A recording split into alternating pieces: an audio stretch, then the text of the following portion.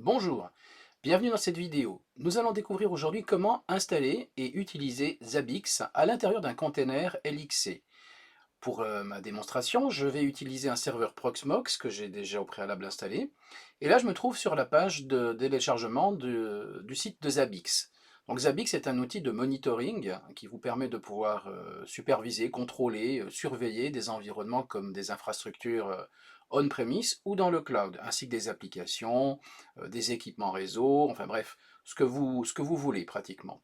Alors, pour être en mesure d'installer correctement Zabbix, il vous suffit d'aller dans la section de Load et de choisir en fait quel est le contexte de paquet dans lequel vous allez installer ceci. Donc Zabbix fonctionne sur une base de type Linux.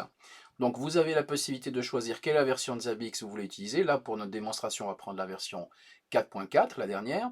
Je vais utiliser un container de type Ubuntu, la version 18.04. Je vais utiliser une base MySQL et je vais choisir un serveur Apache. En prenant justement ces sélections, on s'aperçoit ici que l'on a l'indication de quelles sont les étapes à pouvoir réaliser pour faire notre installation de Zabbix.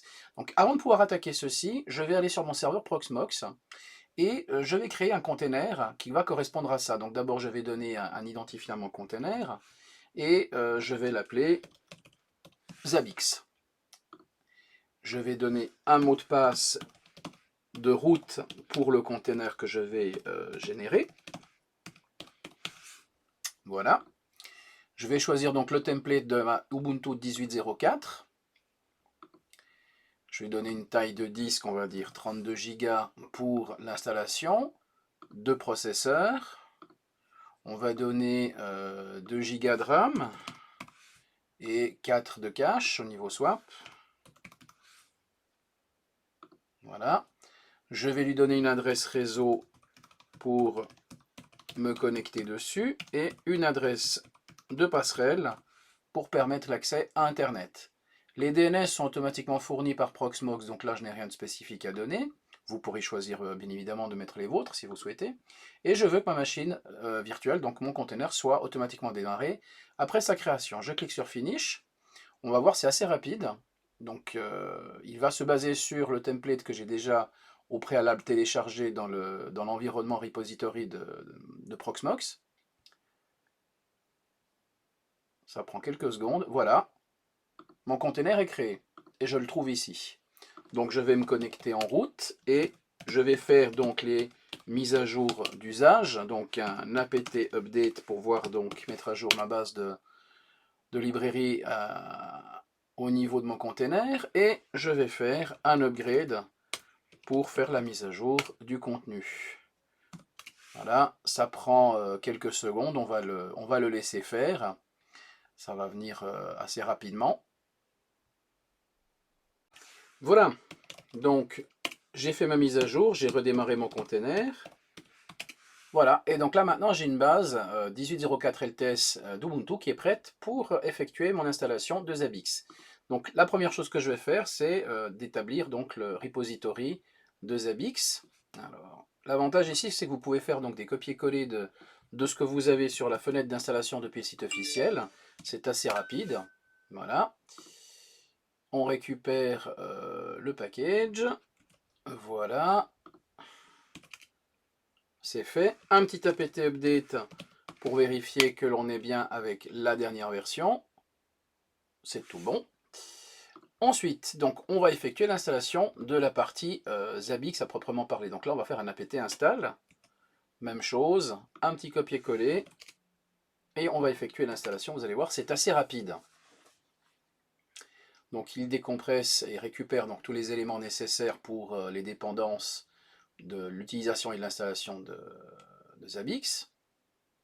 Donc là, il fait le nécessaire, il décompresse tout directement dans le container.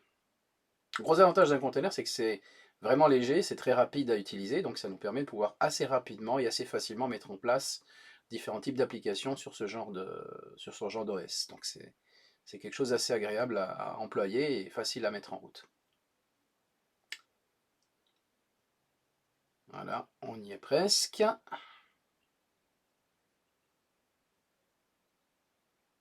Donc là, la configuration de la partie base de données est en cours. En fait, la première partie. à la base qui va nous servir de base de données, l'environnement de gestionnaire de base de données, les différents modules. Voilà. Donc, on continue. Maintenant, il va nous falloir créer la base de données initiale et donner le mot de passe d'administration que l'on va utiliser. Voilà. Donc là, je me connecte avec mon profil route et je me trouve donc dans l'environnement base de données. Là, il nous suffit de pouvoir simplement donc suivre les indications pour la création de la database, liée justement à la partie applicative. Voilà. Et ici donc, la mise en place de l'environnement avec la validation du mot de passe. Donc là, vous devrez taper ici, dans ce champ-là, le mot de passe que vous souhaitez avoir. Donc ceci, il faut le remplacer à cet endroit-là. Et vous pourrez faire un quit pour être en mesure de valider la création de la table liée à l'application Zabbix. Je vais vite taper le mot de passe et je reprends la vidéo. Voilà. Une fois que c'est fait, donc une fois que vous êtes sorti de là, on va devoir importer le schéma initial de l'environnement de la base de données. Donc on va faire un Z4 et on va là aussi l'exécuter sur notre VM qui va donc bien évidemment nous demander validation avec le mot de passe d'exécution. Ça prend quelques temps. Et on va devoir après faire quelques modifications au niveau des certains fichiers de configuration. Là, on va faire donc, déjà prendre le chemin en question. Ça prend un peu de temps, voilà. Donc là, on voit que ça a été effectué. Donc là, je peux faire maintenant un nano directement. Donc nano étant un éditeur sous Linux. Et voilà, donc on retrouve ici le fichier de configuration. Donc ce qu'on nous demande, c'est de pouvoir donner en fait l'information du DB password, donc le mot de passe qu'on va utiliser pour notre base de données, pour le serveur Zabbix. Donc si vous êtes dans Nano, ben, vous utilisez en fait vos flèches pour monter ou descendre. Et on va tomber à un moment donné, voilà, donc les lignes qui sont en commentaire, on les laisse en commentaire pour le moment. Vous pourriez me les modifier le cas échéant, mais là, on n'a pas besoin de le faire. On va arriver à l'environnement au niveau de la database, dataname, DB user, et là, vous devez prendre en fait le DB password égal, et vous allez donc ensuite, à la suite de ça, mettre le mot de passe que vous souhaitez pour l'environnement de base de données. Donc retenez bien que le user c'est Zabbix et le mot de passe que vous allez choisir. Donc là je fais une pause. Voilà, une fois que vous avez tapé votre mot de passe, vous faites tout simplement CTRL-X pour être en mesure de demander d'enregistrer ce que vous avez fait. Vous dites Y pour sauvegarder. Ça y est, c'est fait.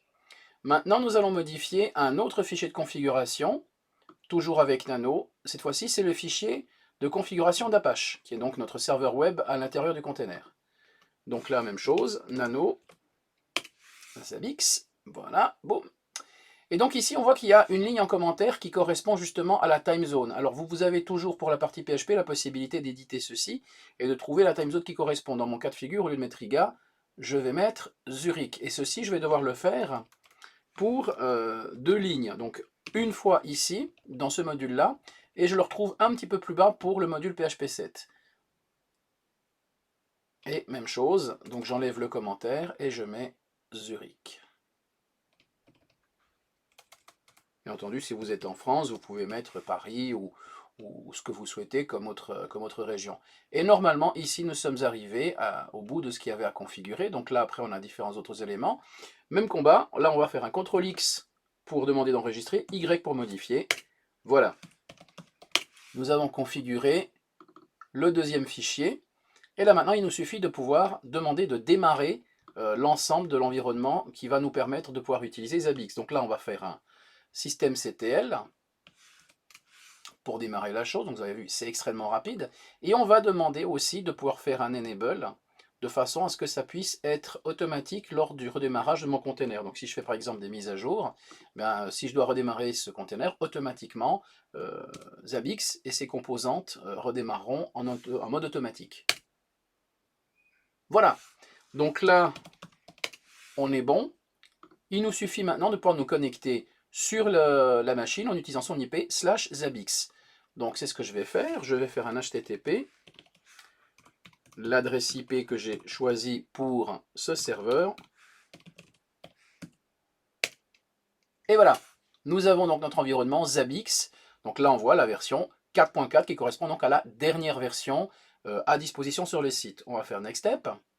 Donc on voit que pour ce qui est prérequis au niveau de nos fichiers de configuration, tout a été correctement respecté. On retrouve ici la fameuse time zone qu'on vient d'établir dans le fichier de configuration. Là, bien entendu, il va nous dire quelles sont les informations de base de données. Donc oui, on utilise une base MySQL, c'est du localhost, c'est Zabbix.